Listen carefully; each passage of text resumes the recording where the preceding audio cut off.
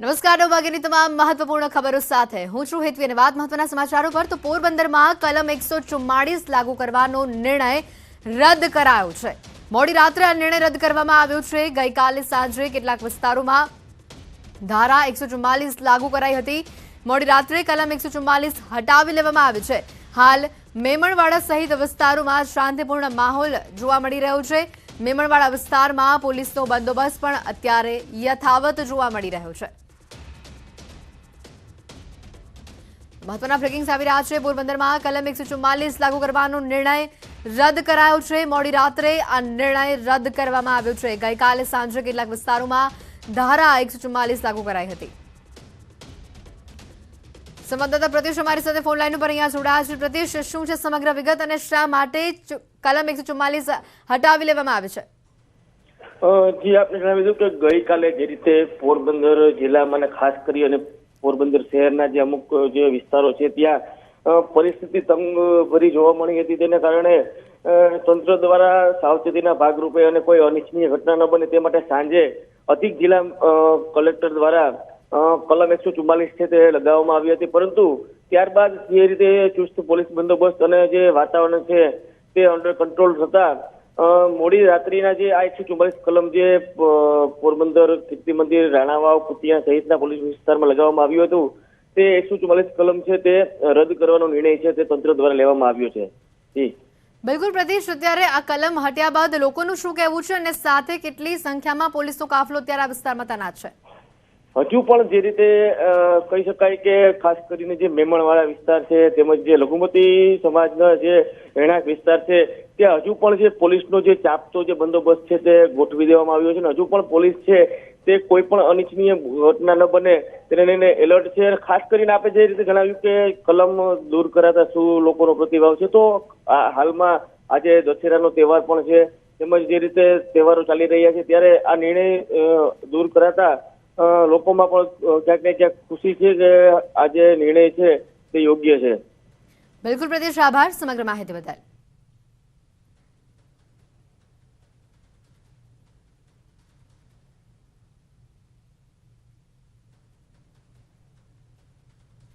તો આ તરફ બેટ દ્વારકામાં મેઘા ડિમોલિશનની કાર્યવાહીને રેન્જ આઈજીએ દેશની આંતરિક સુરક્ષા અગત્યની છે તેમ ગણાવ્યું છે।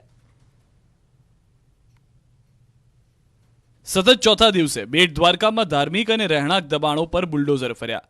ચુસ્ત પોલીસ બંદોબસ્ત વચ્ચે દબાણ હટાવની કામગીરી થઈ। ગૌચર, ગામતળ, મરીન વિસ્તારની જગ્યાઓ પર ગેરકાયદે દબાણો દૂર કરવાની કાર્યવાહી હાથ ધરાઈ। 4 દિવસમાં 5 કરોડથી વધુના ગેરકાયદે દબાણો દૂર થયા। બીજી તરફ રેન્જ આઈજી અને કલેક્ટરે ડિમોલિશન સ્થળની મુલાકાત લીધી। આ દરમિયાન રેન્જ આઈજીએ કહ્યું કે દેશની આંતરિક સુરક્ષા માટે આ કાર્યવાહી અગત્યની છે। પાડોશી દેશ સાથે શું સંબંધ છે તે અંગે પણ તપાસ થશે।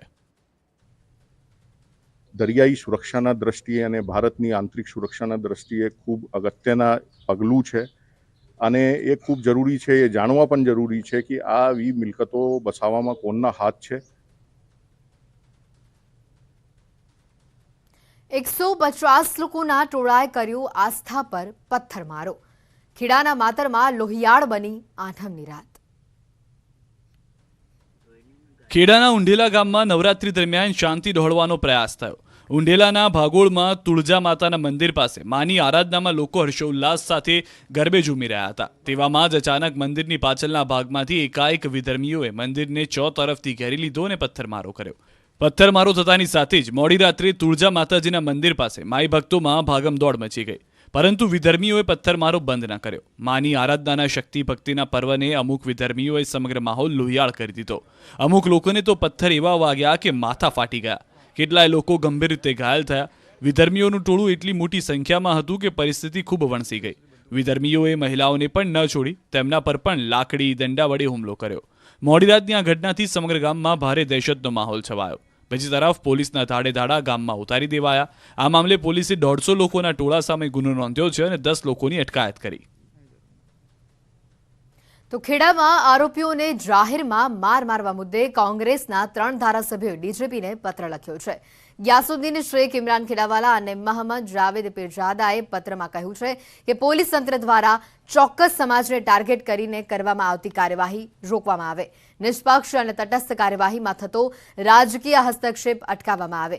તેવું પણ કહેવામાં આવ્યું છે। વધુમાં કે ધારાસભ્યોએ પત્રમાં લખ્યું છે કે એક જ સમાજની ફરિયાદ લઈ લઘુમતી સમાજના 35 લોકોની ધરપકડ કરવામાં આવી છે અને આરોપીઓને થાંભલા સાથે જકડી માત્ર પોલીસે જાહેરમાં દંડા ફટકાર્યા છે અને ગ્રામજનોએ તાળીઓ પાડી પોલીસ તંત્રની કામગીરીને બિરદાવી છે।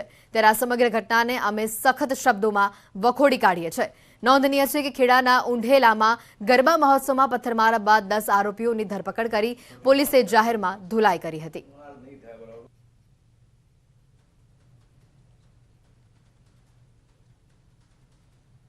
પીએમ મોદી મહેસાણાની મુલાકાત લેશે। મુલાકાતના પગલે મુખ્ય સચિવ મોઢેરાની મુલાકાત કરી મુખ્ય સચિવે પંકજકુમાર મોઢેરાની મુલાકાત લીધી હતી। મોઢેરાની બાજુમાં જનસભાને પણ સંબોધશે। પીએમ મોદી મોઢેશ્વરી માતાના દર્શન પણ કરવા જઈ શકે છે। પીએમ મોદી સૂર્ય મંદિર પણ કાયમી લાઇટિંગ સહિતના પ્રોજેક્ટ્સનું લોકાર્પણ પણ કરશે। સાથે જિલ્લામાં વિવિધ વિકાસલક્ષી કામોનું ખાતમુહૂર્ત પણ તેઓના હસ્તે થશે, લોકાર્પણ કરશે। સાથે 654.40 કરોડના 11 જેટલા પ્રોજેક્ટનું લોકાર્પણ કરશે।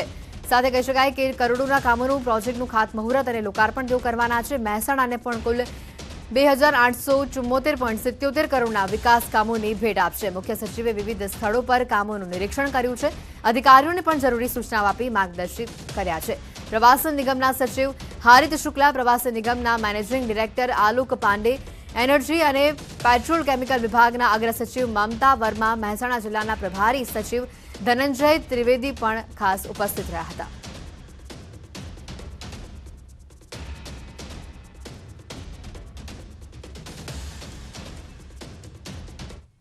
તો સૌરાષ્ટ્રમાં કોંગ્રેસને વધુ એક ઝટકો લાગ્યો છે। હર્ષદ રીબડિયાનું ધારાસભ્ય પદેથી રાજીનામું આવ્યું છે। હર્ષદ રીબડિયાએ મંગળવારે સાંજે વિધાનસભા અધ્યક્ષ ડોક્ટર નિમાબેન આચાર્યને નિવાસસ્થાને ગાંધીનગર ખાતે જઈને ધારાસભ્ય પદેથી રાજીનામું આપી દીધું છે। વિધાનસભા અધ્યક્ષ ડોક્ટર નિમાબેન આચાર્યે એમના રાજીનામાનો સ્વીકાર કર્યો છે। 2 વખત ધારાસભ્ય રહી ચૂક્યા છે રીબડિયા। વિસાવદર બેઠક પરથી 2017માં તેઓ ધારાસભ્ય બન્યા હતા। અગાઉ ભાજપમાં જોડાવાની વહેતી થતી અટકળો અહીંયા ક્યાંક ને ક્યાંક જે રીતે સામે આવી રહી છે। નોંધનીય છે કે અગાઉ પણ હર્ષદ રીબડિયા જણાવી ચૂક્યા છે કે તેમને કરોડો રૂપિયાની ઓફર્સ આવી ચૂકી છે, તેમ છતાં તેઓએ ક્યારેય બીજા પક્ષમાં જવાનું વિચાર્યું નથી।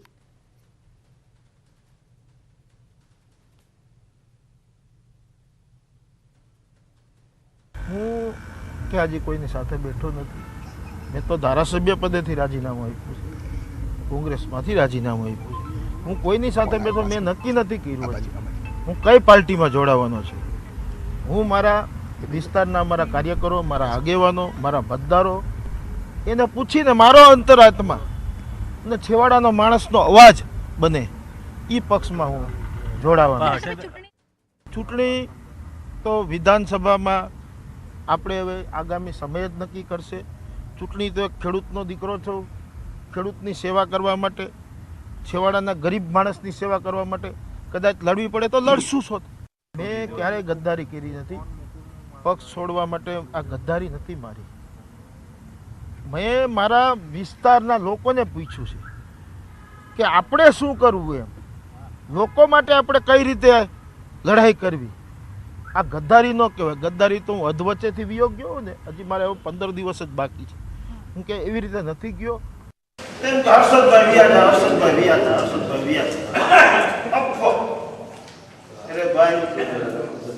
હેમંતભાઈ પટેલ રાજ્યસભાની ચૂંટણીમાં 40 કરોડ આપતા હતા।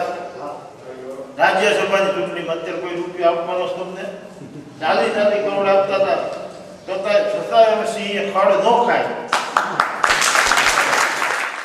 ભાજપ તરફી તમે જવાની એવી કઈ વાત ચાલે છે, પક્ષ પલટો કરવાની? એ તો છેલ્લા 7 વર્ષથી ચાલે છે। હું જ્યારે રાજ્યસભાની ચૂંટણી આવે, જ્યારે વિધાનસભાની ચૂંટણી આવે, જ્યારે લોકસભાની ચૂંટણી આવે, ત્યારે અફવાઓ, હમણાં મારા દીકરાના મેરેજમાં મારા મિત્રો, અમુક મંત્રીઓ હોય, અમુક કાર્યકર્તા હોય, એ બધા મેરેજમાં આવ્યા ત્યાર પછી વધારે અફવા ચાલુ થઈ। એટલે આ તો હું છેલ્લા 7 વર્ષથી અફવાઓ સાંભળતો આવું છું। હવે વાત દશેરાની।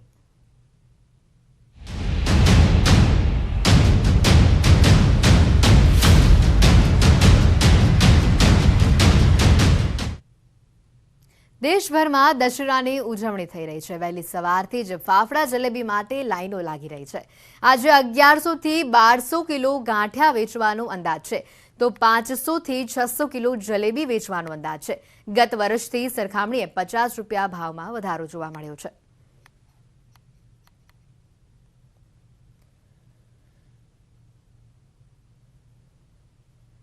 તો આજે દશેરાનો પર્વ છે. લોકો ફાફડા જલેબી ખાવા માટે દુકાનોની બહાર લાંબી કતારો જોવા મળી રહી છે. અમદાવાદમાં કેવો માહોલ છે તે જાણવાનો પ્રયત્ન કરીએ. દીપિકા અમારી સાથે સંવાદદાતા અહીંયા જોડાયા છે.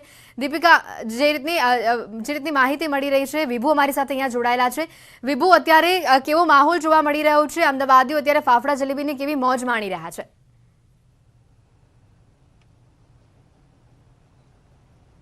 દશેરાનો પાવન પર્વ અને દશેરાની ઉજવણી છે તે આપણે ફાફડા અને જલેબી ખાઈને કરતા હોઈએ છીએ. ત્યારે અમદાવાદ શહેરનો માહોલ બતાવવા માંગીશ કે દરેક જે ફરસાણની દુકાનો છે ત્યાં લાંબી કતારો લોકોની લાગી છે. ખાસ કરીને ક્વોલિટી જળવાઈ રહે તે માટે ગરમે ગરમ ફાફડા અને જલેબી છે તે આપવામાં આવે છે. અમે અત્યારે ગોપી જે છે ફરસાણની દુકાન ત્યાં અત્યારે છીએ અને આપ જોઈ શકો છો કે લોકો લેવા માટે વહેલી સવારથી જ કતારમાં છે તે ઊભા છે.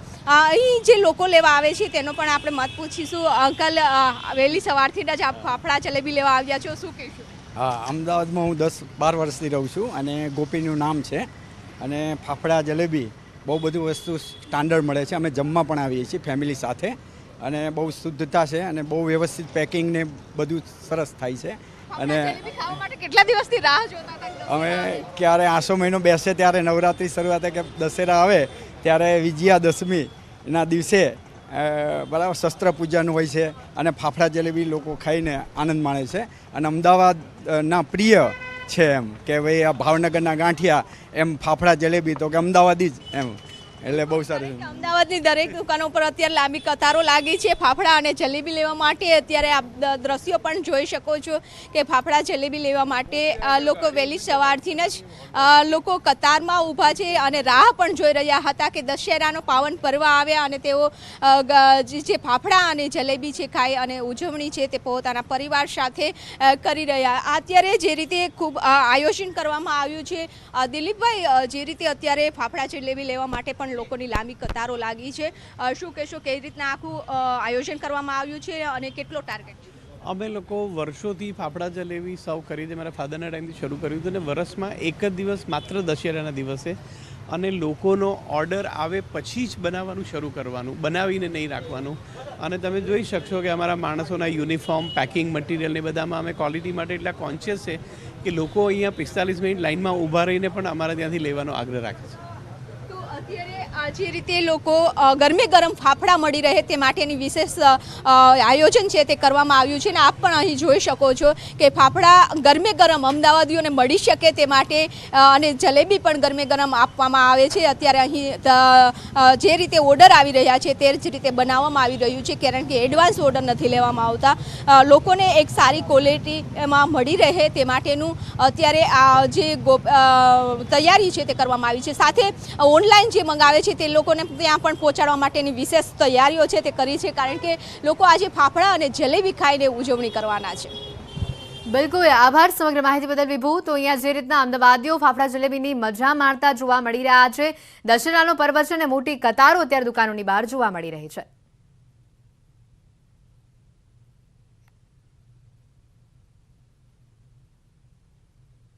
તો હાલના મહત્વના સમાચાર મોહન ભાગવત અત્યારે हाल संबोधन કરી રહ્યા છે, સાંભળીએ તેઓને. लेकिन इस दिशा में आगे बढ़ना है तो आत्मनिर्भर ऐसा शब्द उपयोग करते हैं. आत्मनिर्भर भारत की आहट हो रही है, लेकिन हमारी आत्मा क्या है उसकी स्पष्ट जानकारी चाहिए. गोलमोल नहीं चलेगा, क्योंकि आत्मनिर्भरता के पथ का प्रकाश वो आत्मा ही देती है. तो हम क्या है, हमारी आत्मा क्या है, इसकी जानकारी स्पष्ट और शासन, प्रशासन, समाज, नेतृत्व, कार्यकर्ता, इन सब में समान प्रकार की होनी चाहिए. ऐसा होने से हमारा पथ स्पष्ट होता है, क्योंकि ये प्रगति का पथ सीधा तो नहीं होता है. कोई भी पथ सीधा नहीं होता है, क्योंकि उसको परिस्थिति से जाना पड़ता है और परिस्थिति जैसी है वैसा ही जाना पड़ता है. यहां से मैं निकलूंगा उत्तर दिशा में जाने के लिए डॉक्टर हेडगेवार भवन कार्यक्रम के बाद मुझे जाना है, लेकिन मुझे जाना पड़ेगा पहले दक्षिण में, बाद में मैं पश्चिम की ओर मुड़ूंगा और फिर उत्तर की ओर जाऊंगा, क्योंकि रास्ता वैसा है। तो ये लचीलापन तो रखना पड़ता है। मुझे उत्तर में जाना है, बीच में पहाड़ हो, खाई हो, कुछ भी हो, मैं दिशा नहीं बदलूंगा। ऐसा करेंगे तो संकट में पड़ जाएंगे, कदाचित पहुंच नहीं सकेंगे। तो रास्ता निकालने वालों को लचीलापन धारण करना पड़ता है, लेकिन लचीलेपन की मर्यादा भी ध्यान में तब आती है जब अपने स्व की, अपने आत्मा की ये जानकारी, ये कल्पना अपनी स्पष्ट हो और सबकी समान हो। क्योंकि सबकी समान कल्पना ऐसी होने के बाद एक विश्वास रहता है। उस विश्वास के कारण आपसी समझदारी बनती है, लचीलेपन के कारण अविश्वास नहीं आता है।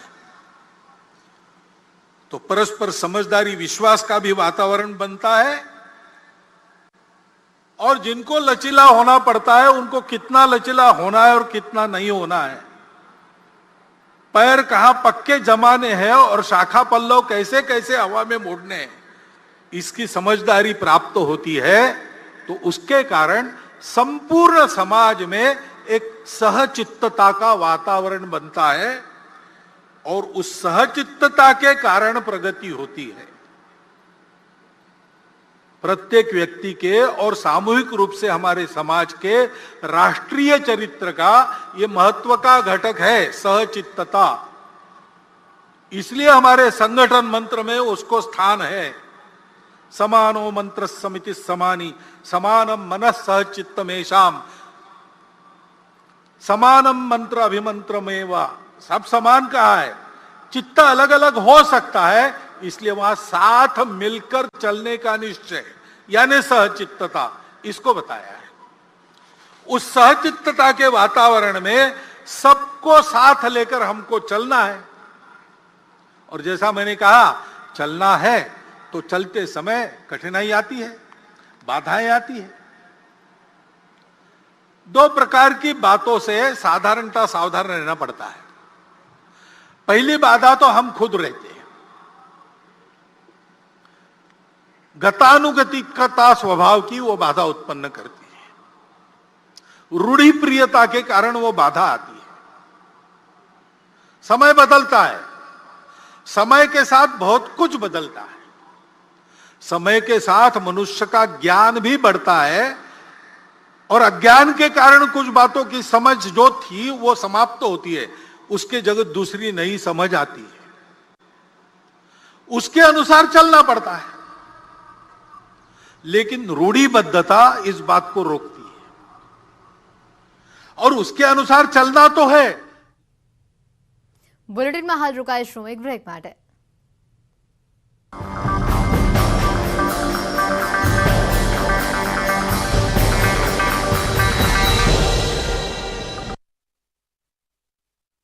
Weather report sponsored by Fortune કપાસિયા તેલ।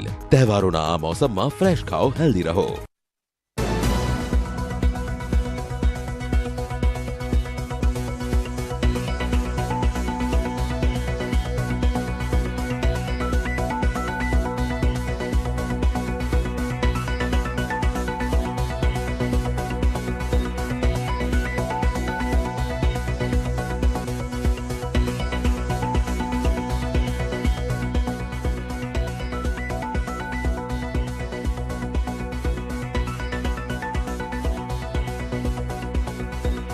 સંભાવના નહીં, રાજ્યમાં હવે બેવડી ઋતુનો અનુભવ થશે।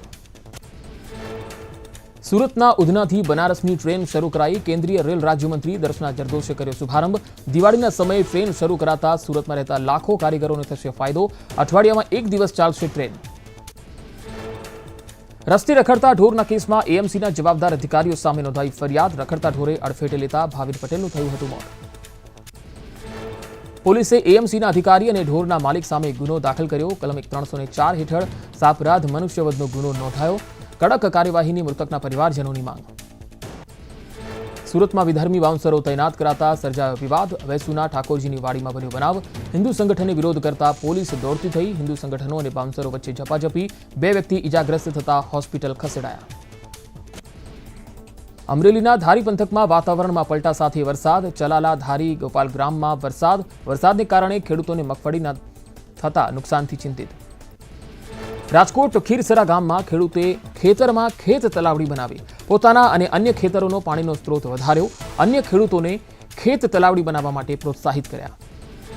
ગીર સોમનાથના લોઢવા ગામના ખેડૂતોએ નક્કી કર્યા મગફળીના ભાવ. મગફળીના 27,000 રૂપિયા ભાવ નક્કી કર્યા. 27,000થી નીચે મગફળી નહીં વેચવાનું એલાન. શારદીય નવરાત્રીનો આજે 9મો દિવસ. મા દુર્ગાના 9મા સ્વરૂપ એવા સિદ્ધિદાત્રીની પૂજા. મંદિરોમાં ઉમટી ભારે ભક્તોની ભીડ. ભરૂચની 9 વર્ષની બાળકીને શોધવા સીબીઆઈએ ઇનામની જાહેરાત કરી. જાન્યુઆરીથી ગુમ બાળકીને શોધવા 5 લાખ રૂપિયાનું ઇનામ જાહેર કર્યું. અમદાવાદમાં સધુ માતાની પોળમાં આઠમના દિવસે પુરુષો મહિલાના વેશમાં રમે છે ગરબા. બારોટ સમાજમાં સતી માતાની રાખે છે માનતા. માનતા પૂરી થતા ગરબે ઘૂમવા આવે છે લોકો. 200 વર્ષથી ચાલતી પરંપરાનું અનોખું મહત્વ.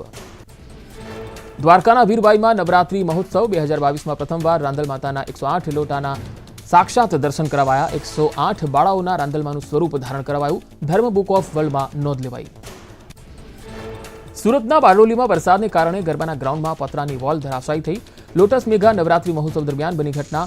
વરસાદના કારણે આયોજકોમાં નિરાશા.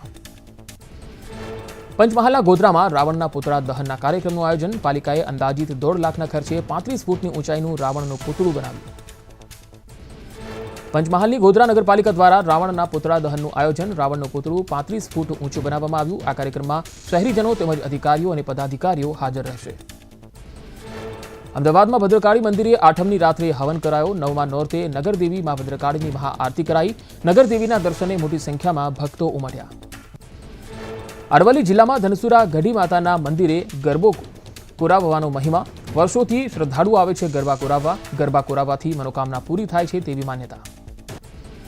સુરતમાં ઉમિયા માતાના મંદિરે દીવડાઓથી મહાઆરતી યોજાઈ. 40,000 જેટલા દીવડાઓથી આરતી કરવામાં આવી. વર્ષોથી થાય છે ભવ્ય આરતી. મોટી સંખ્યામાં આરતીના આહલાદક દ્રશ્યો જોવા મળ્યા. મહેસાણાના ઊંઝા ઉમિયા માતાના મંદિરે મહાઆરતી યોજાઈ. 1,101 બહેનોએ ઉતારી આરતી. માતાજીના ચાચર ચોકમાં મહાઆરતી યોજાઈ. રાજકોટમાં રાવણ દહન માટે વિહિપ બજરંગ દળ અને દુર્ગા વાહિની ગુજરાતનો સૌથી ઊંચો 60 ફૂટનું પુતળું બનાવાયું. સમગ્ર રાજ્યમાં પ્રથમવાર લેઝર શો દ્વારા રામાયણના પાત્રો બતાવવામાં આવશે. રાવણ દહનની તૈયારીઓને આખરી ઓપ. કર્મચારીઓને પ્રોત્સાહિત કરવા મોટો નિર્ણય. પંચાયત વિભાગે કર્યો મહત્વનો નિર્ણય. ઉત્તમ કામગીરી કરનારને સન્માનિત કરાશે. ચૂર્ણ પેટ સફા હર રોગ દફા.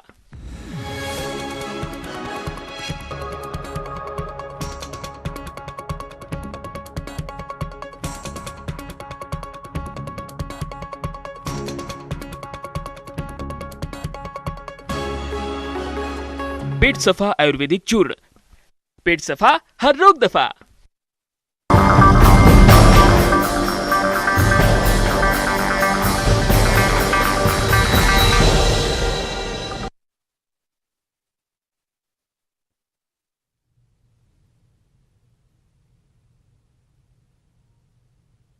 તો બ્રેક બાદ બુલેટિનમાં આપનું સ્વાગત છે. આગળ વાત કરીએ સમાચારોમાં તો સુરતમાં નકલી નોટને લઈને મહત્વના સમાચાર આવ્યા છે. નકલી નોટોનો મોટો જથ્થો સામે આવ્યો છે. સુરતના કામરેજમાં ચલણી નોટો ઝડપવા મુદ્દે નવો ઘટસ્ફોટ થયો છે.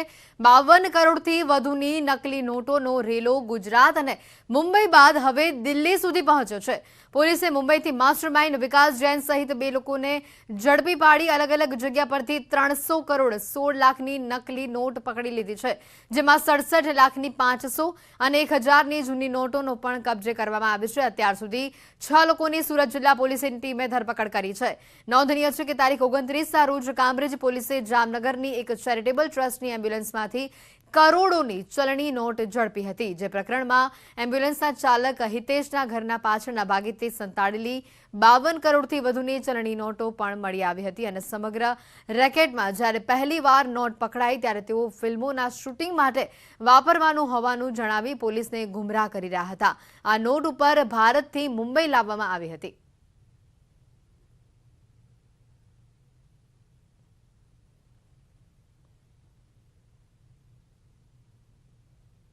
અને હવે વાત મની કંટ્રોલ પર, તો મારી પાસે રોકાણકારો માટે કેટલાક સારા સમાચાર છે.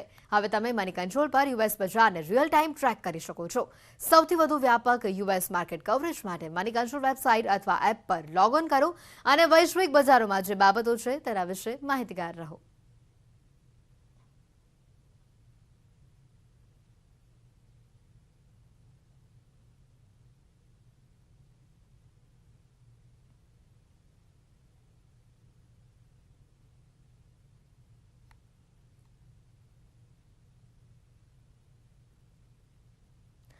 તો આ વર્ષે ખૂબ જ ઉત્સાહપૂર્વક ખેલૈયાઓએ નવરાત્રિની ઉજવણી કરી છે. કોરોના કાળ બાદ યોજાયેલી આ નવરાત્રિમાં લોકો મન મૂકીને ગરબે રમ્યા હતા. સુરતના સરસાણા ખાતે G9 ગ્રુપ દ્વારા 9 દિવસ ગરબાનું આયોજન કરવામાં આવ્યું હતું. પહેલા દિવસથી જ અહીંયા મોટી સંખ્યામાં ખેલૈયાઓ જોડાયા હતા. સુંદર માહોલ અને અનેરો ઉત્સાહની સાથે લોકો મન મૂકીને અહીંયા ગરબે ઝૂમતા દેખાયા હતા.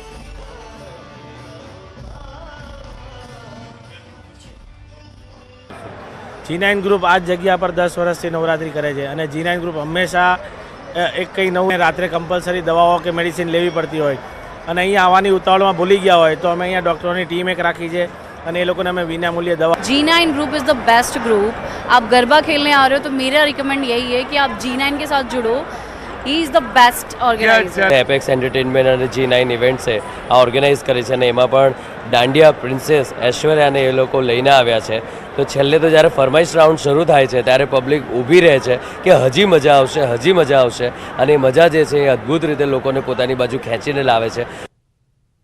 તો બુલેટિનમાં અત્યારે બસ આટલું જ. વધુ સમાચાર અને અપડેટ્સ માટે આપ જોતા રહો ન્યૂઝ 18 ગુજરાતી. નમસ્કાર.